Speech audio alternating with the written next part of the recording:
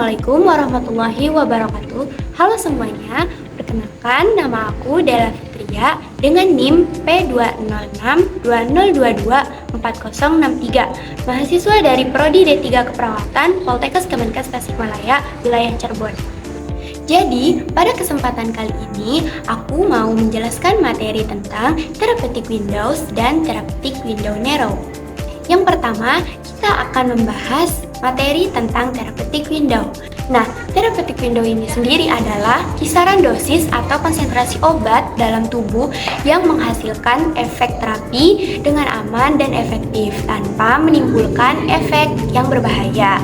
Rentang atau kisaran ini dibatasi oleh dua hal. Yang pertama, ada garis putus-putus yang di bawah, itu adalah minimum effective concentration, yaitu batas terendah konsentrasi obat yang masih bisa memberikan efek terapi. Dan yang kedua, itu ada garis putus-putus di atas, itu adalah minimum toxic concentration, yaitu batas tertinggi sebelum obat mulai menimbulkan efek berbahaya.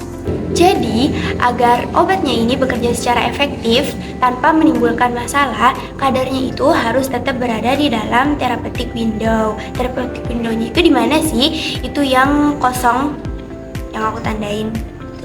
Selanjutnya pada grafik itu ada lag period, yaitu waktu antara pemberian obat sampai efeknya itu mulai kerasa. Nah, selama periode ini nih, konsentrasi obat di dalam tubuh belum cukup buat memberikan respon yang diinginkan.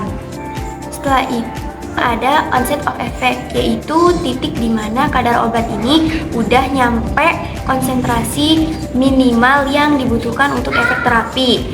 Yang artinya ini nih adalah awal dari efek obat itu mulai kerasa. Kemudian ada juga peak effect, yaitu titik di mana obat ini memberikan efek yang maksimal, yang terjadi ketika konsentrasi obat di dalam tubuh itu udah mencapai puncaknya dalam therapeutic window. Kalau pada grafik bisa dilihat itu bentuknya seperti puncak gunung ya. Dan yang terakhir itu ada duration of action, yaitu rentang waktu di mana kadar obat ini tetap berada di atas batas terendah konsentrasi yang diperlukan dan masih memberikan efek terapi.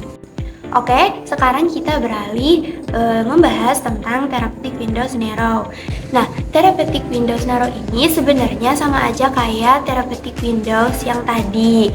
Tapi yang membedakannya itu cuma terletak pada rentang antara dosis efektif dan dosis toksiknya itu lebih sempit dan lebih kecil.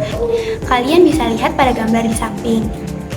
Jadi, penggunaan obat dengan therapeutic windows narrow ini harus lebih berhati-hati. Karena apa? Karena kalau sedikit perbedaan dalam pemberian dosis itu bisa menyebabkan efek toksik atau kurang efektif.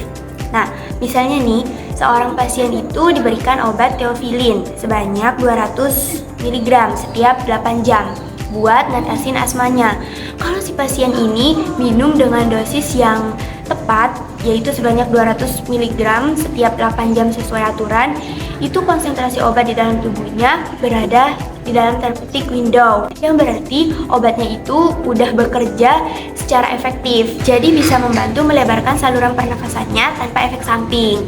Tapi kalau tiba-tiba si pasien ini ngide biar cepat sembuh, jadi dosisnya itu dilebihin jadi 400 mg setiap 8 jam. Nah, nanti konsentrasi obat di dalam tubuhnya itu bakal ngelewatin batas tertinggi obat yang bisa menyebabkan jantungnya itu berdebar, muntah, bahkan sampai kejang karena efek toksik yang dihasilkan dari obat tersebut.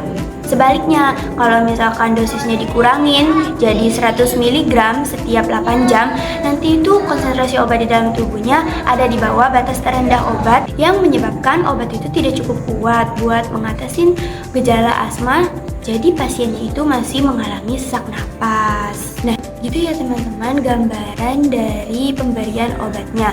Jadi kesimpulannya kalau di therapeutic window narrow ini adalah kalau misalkan dosis obatnya itu dilebihin sedikit bakal langsung nyebabin keracunan bagi tubuh. Sedangkan kalau misalkan kalian ngurangin sedikit dari dosis obat yang diberikan, itu obatnya tidak bekerja secara efektif. Bahkan efeknya itu tidak terasa bagi tubuh.